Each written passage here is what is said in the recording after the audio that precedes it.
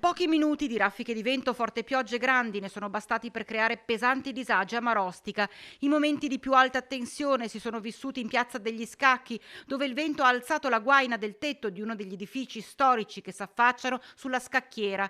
Si sono staccati pezzi di intonaco e i coppi sono volati dall'alto, finendo sopra un'Audi che era parcheggiata, sfondando il tettuccio. Immediato l'arrivo dei vigili del fuoco che hanno transennato l'area antistante la palazzina e chiuso preventivamente la strada per permettere le operazioni di messa in sicurezza.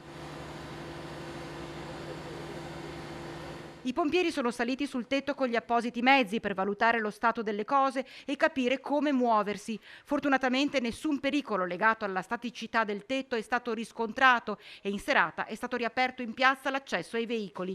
Nelle prossime ore i proprietari dell'edificio penseranno alla sistemazione della struttura ammalorata dal maltempo. Ma oltre a questo incidente, guardate il tappeto di ghiaccio alle porte della città degli Scacchi, come mostrano le immagini di Meteo Bassano e Pedemontana del Grappa. E poi rami sradicati, piante piegate, tanto che è stato necessario chiudere tutti i parchi comunali per garantire la sicurezza. Tutto, ripetiamo, è avvenuto in una manciata di minuti.